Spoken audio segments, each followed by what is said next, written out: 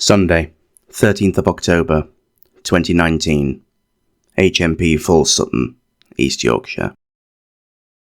Prison officers rush to one of the cells and find the mangled and bloodied body of a 33-year-old man slumped on the floor.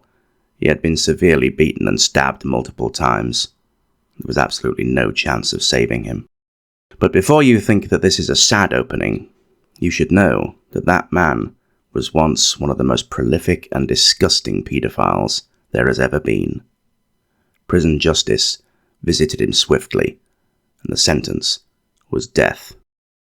So join us today as Descent into Darkness explores the deplorable and despicable crimes of Richard Huckle.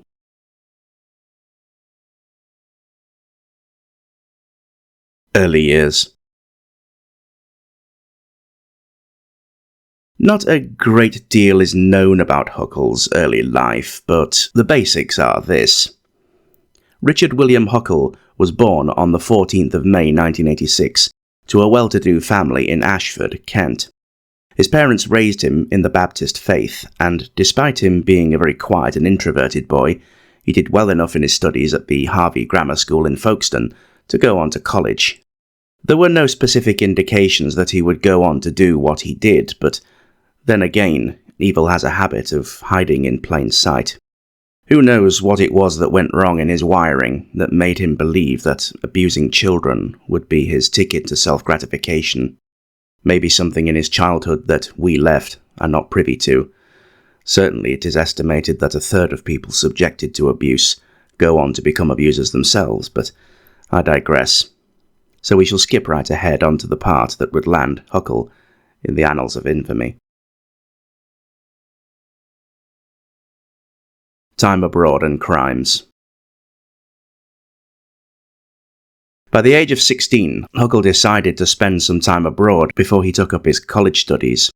But it would be these trips abroad that gave him the prime opportunity to indulge in his sick perversities. His first trip would take him to Namibia, southern Africa, on a month-long visit to a school there. Upon his return, he decided to take a gap year and travel to Southeast Asia before he continued his studies. Between 2005 and 2006, he volunteered at local orphanages and also set himself up as a freelance photographer. Both he would use as covers to ingratiate himself into the local communities and, by extension, gain access to the children. One of the first offences he is known to have committed occurred in March of 2006 when, in Cambodia, he kidnapped and brutally raped two sisters aged 4 and 6. He got away with this disgusting crime, moving on to pastures new to escape the consequences, moving to Malaysia, where the abuses continued. Whilst in Malaysia, Huckle targeted a particular 5-year-old girl that he would repeatedly rape on multiple occasions over the next 7 years until she turned 12. In 2007, after a brief stint back home in England, Huckle returned to Malaysia and abused another girl, this time only 3 years old. She would go on to suffer regular abuse from him until she turned 10. To gain him even greater access to children, Huckle once again returned to the UK and completed a course that would allow him to teach English as a second language. This he would use as a pretext to work closely within Asian communities, using his teaching as a plausible cover for what he was really there for. His photography he would use further as a ploy, tricking the people who ran orphanages and schools that he was attempting to raise awareness in the wider world of the work they did and to promote them online. These covers were the perfect disguise for him to move freely around the various institutions and insidiously befriend individual kids that he intended to abuse. He even played on his Christianity to further gain the trust of organizations that worked with children. Huckle would make his move over to Malaysia permanent in 2011 when he settled in Kuala Lumpur. Now he was able to fully commit to his sick and vile urges. At some point he also visited an orphanage in India. Whilst there are no official reports of any abuses being carried out whilst he was there, Huckle's online activity would suggest that some things had occurred. One message that was later found on his computer activity said, quote, "If I were to transfer my skills learned from India and try to use them in the West, I wouldn't last a month before I found myself in a cell. My freedom lies in the hush mentality of the locals on this kind of thing. I guess it's similar to what, names redacted, were doing in the 1970s. It didn't matter back then, but it's all coming out now, thanks to a change in society's attitude. If India became, quote, liberated, and I become professionally successful, maybe I could be facing the same wrath in 20 to 40 years. The redacted names in this document could well relate to people like Jimmy Savile or Rolf Harris, two highly popular entertainers that would later be found to have been horrific abusers of children. Certainly topics for other videos down the line. Now that he had virtual free rein to do as he pleased, Huckle began keeping a ledger where he would catalogue his abuses. He devised a kind of scoring system that derived points based on the age of the child and the various acts he committed on them. A sort of sports league for nonces. He would even take to filming the acts to keep as mementos of his crime and to share them online via the dark web. One of these acts would show Huckle raping an infant, which the poor people who had to examine the footage guessed that the kid was around 6 months old at the time. His victims ranged from 6 months to 12 years old, and he took many photographs and posted them to a website for paedophiles called The Love Zone. Here, he would converse with other like-minded diaper snipers, pee-pee touchers, and playground extraction specialists about how easy it was for him to get to his victims and how he fooled the other authority figures around him into letting him near their kids. His advice to others was collated into a 60-page manual on how to abuse children, which he entitled Paedophiles and Poverty, a Child Lover's Guide, that he would circulate to others around the dark web, which consisted of quotes such as, "Impoverished kids are much, much easier to seduce than middle-class Western kids. I still plan on publishing a guide on this subject sometime. I've gotten particularly close to one family whom I've known for 6 years. I have had sexual contact with 4 of the girls in that family, and though the family obviously does not approve it, they try to work around it, as they know I can be a valuable asset to them in the future." He even expressed his intention to marry one of those 4 girls, believing that as she was so young, he would be able to manipulate her young mind and turn her into a perfect wife for him. Furthermore, he said that he hoped he could cajole her into going along with his offending, and even having his future family start up a foster home for young children. He mused on the ways in which he would be able to blackmail his wife into not reporting him to the authorities, threatening to leave her and plunge her back into the impoverished lifestyle from whence she came. Another excerpt from his Nancy tome told of how he thought he found the perfect victim. Quote, "I've hit the jackpot. A 3-year-old girl who is as loyal to me as my dog, and no one seems to care." Worse was to come when he even bragged about the fact that he had documented his abuse of one of his victims and remarked that it was rare in child pornography to be able to compare the younger and older versions of the same child. He expressed hope to his followers that they enjoyed watching her grow throughout his abusive contact with her. The various videos he took of his vile act would go on to net him a small income as he began to sell them through a website called Pedofunding, where other wrong-uns could buy his wares in exchange for the digital currency, Bitcoin. In the description to one of these videos, he wrote, quote, "Soon came, name redacted, 5th birthday, and I was allowed to take her out alone with me to celebrate with her. This was my first time properly alone with her, so before her day out, she came by my place. She wasn't fond of being touched, but eventually I got her undressed and had her take one for the team. Our first properly naked sexual play together, with plenty of, words censored, as well as mine. You can probably tell from her expression that she wasn't most pleased, but that's a small price to pay when nobody else is interested in celebrating your birthday. Anyway, I think that's enough of all that for now, but you certainly get the idea." Punishment. We have the Australian Federal Police to thank for doing the initial groundwork that would eventually see Richard Huckle face justice for his crimes. They had created a task force known as Argos that was dedicated to tracking down and arresting anyone linked to sexual tourism, particularly in Southeast Asia. The obvious place for them to start looking was on the dark web. For those of you unfamiliar, the dark web is everything that cannot be accessed by search engines such as Google or Bing. I'm just kidding, no one uses Bing. And can be found by encrypted browsers, such as the Onion router. And so, Argos's diligent work led to the arrest of someone they suspected was a site manager for the so-called Love Zone paedophile networking site, Shannon McCool. The Argos task force were able to secure a warrant for his arrest, which came at the most opportune time. When McCool was arrested at his home in early December 2014, police found his computer, and as luck would have it, he was still signed in to the site. This was the golden goose that Argos was looking for. They were able to see just who was accessing the website via their usernames and other credentials, and from there, continue to act as McCool to gain their trust.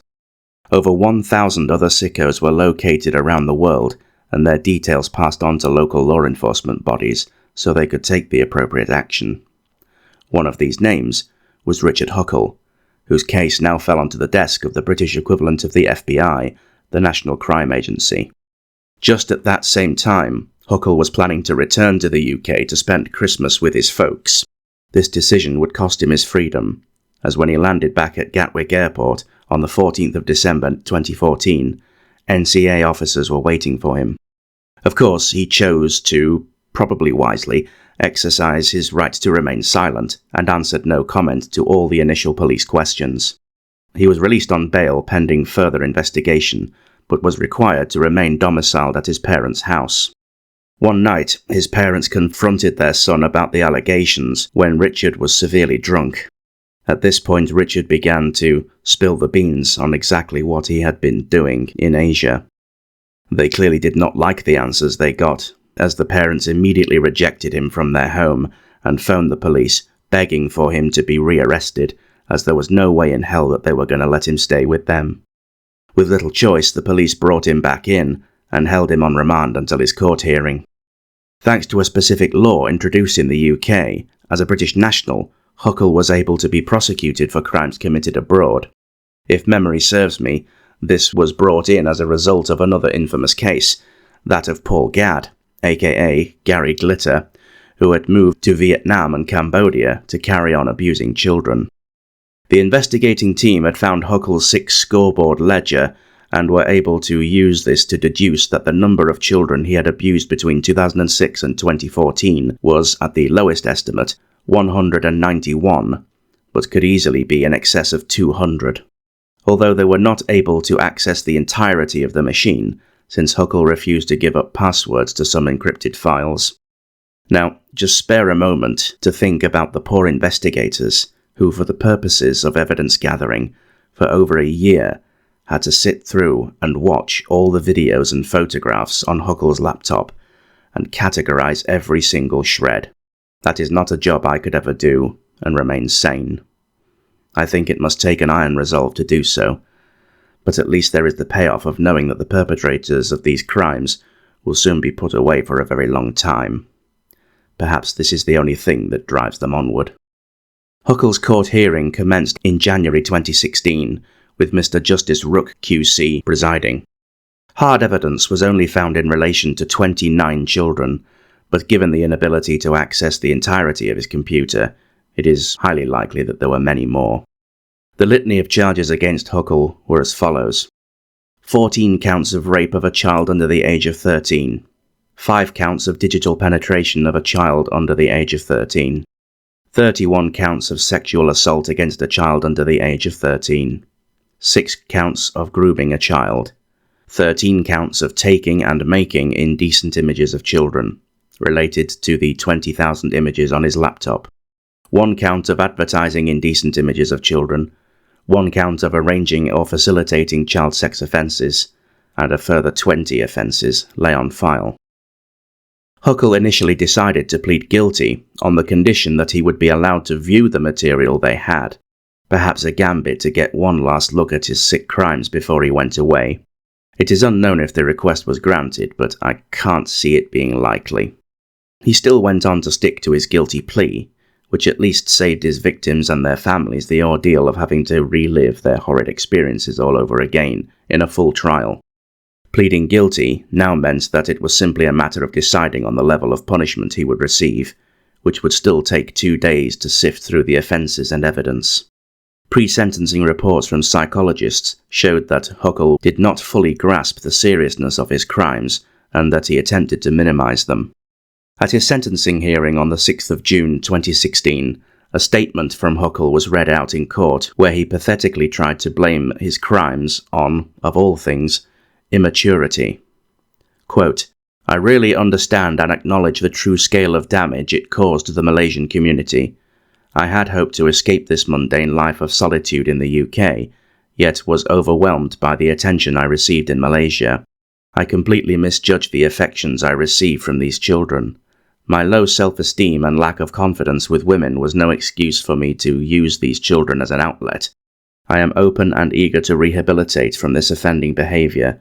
I don't want to become a martyr to sex tourism in Malaysia. This was all my doing as a consequence of my immaturity, and I am truly remorseful." Immature or not, Mr. Justice Rook wasn't buying it. Judge Rook said, "Relentlessly you preyed upon the very young, prepubescent, vulnerable children from a minority ethnic community into which you ingratiated yourself. This was a prolonged campaign of rape of the children from a small community. You were and are sexually obsessed with children. You have spent years abusing them. In one of your postings you stated that you had become consumed by your paedophilia. It is clear from your postings on encrypted sites on the dark web and from the manual you were in the process of drafting that your life revolved around your obsession with your own sexual gratification by child sex abuse.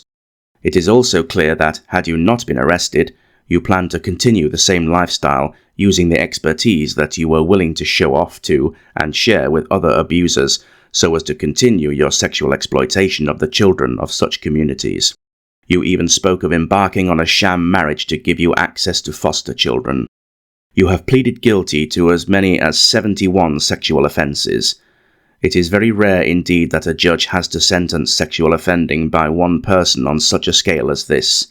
In my view, you may well harbour feelings of regret, but there is no feeling of genuine remorse in this case."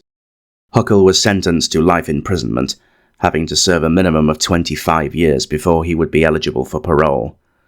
But he would never get to that point, as someone had very different plans for Richard Huckle. Many questioned why a whole life tariff order was not imposed, given the severity of the offences, but it would turn out that it didn't matter. Death. Huckle would only have to spend 3 years of his sentence at the Category A prison HMP Full Sutton in Yorkshire, an institution that housed a few notable infamous criminals, such as Dale Cregan and Dennis Nilsson. I have previously made videos on these two, link in the description. But it would not be long before a very different kind of justice would catch up with Richard Huckle, a much less forgiving kind. Prison justice. Huckle had been attacked on multiple occasions previously whilst in prison, and was housed in a vulnerable prisoner's wing as a result, but this would not guarantee his safety. On the 13th of October 2019, between the hours of 10:30 and 11:30 am, a fellow prisoner on the VP wing entered his cell armed with a series of makeshift knives known as shivs, and a length of cord that he intended to use as a ligature. He closed the door behind him, and then went to work over the next hour and a quarter. When prison officers finally discovered Huckle's lifeless body in his cell, with his assailant still standing over him, they found that he had been subjected to a most brutal torture, having been mercilessly beaten, stabbed, stomped, throttled, sodomized with blunt objects, and even having a blade or shiv shoved so far up his nose that it penetrated his brain by 3 inches. Honestly, couldn't have happened to a more deserving chap. Attempts were made to rescue Huckle's life, but it was no use. He died right there in that cell. He was 33 years old. The culprit was fellow prisoner 29-year-old Paul Fitzgerald, a man diagnosed with psychopathy, who had been imprisoned for various violent crimes including indecent assault, ABH, and taking a prison officer hostage. He would be charged with murder and receive a life sentence with a minimum tariff of 34 years.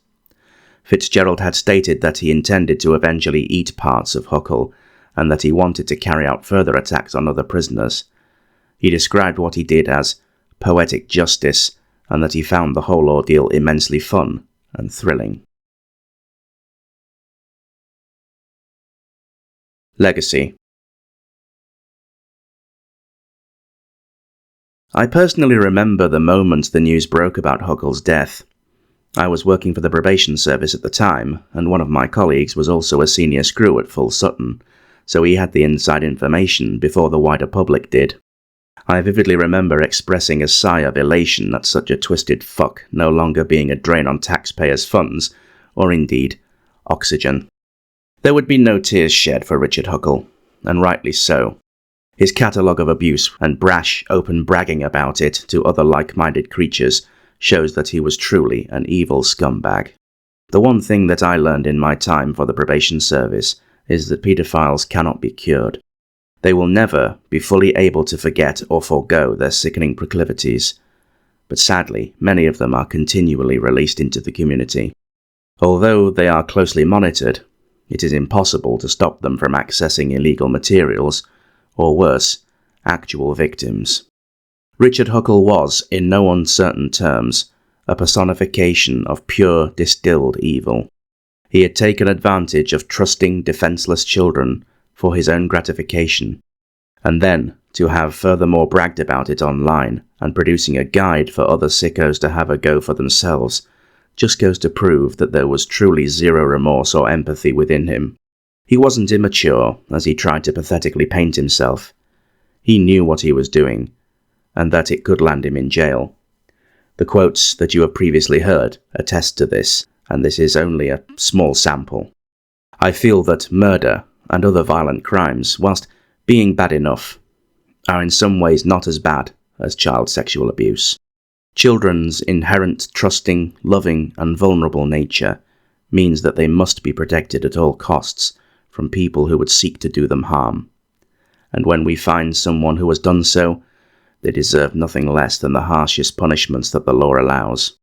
Despite my general opposition to the death penalty, I do believe that in such cases, it is warranted. They cannot be cured, and they should never be released into the community. Of course, I cannot speak for anyone else, but I, for one, am glad that this pitiful excuse for life has been permanently taken offline, and that no one can possibly be hurt by him anymore.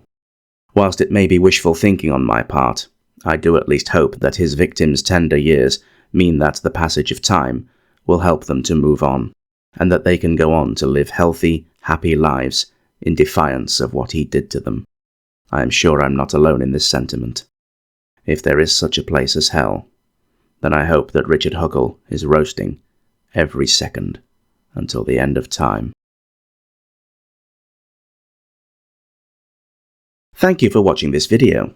I do hope you found it informative and interesting despite the very heavy subject matter. If you did, please hit the like button and consider sharing it with a friend to help it reach even further into the ether. Check out my back catalogue to find even more deep dive videos from the darker side of history. What do you think of Richard Huckle? Let me know in the comments. I can imagine that you will all have some very choice words on this one. If you wish to do so, you can support the idea on Patreon, link in the description, or become a channel member here on YouTube. Or you can leave a one-off donation via the Super Thanks button, or check out my merch store on Teespring to bag some swag. This is particularly important on videos such as this one, which almost certainly will be demonetized due to the nature of the content.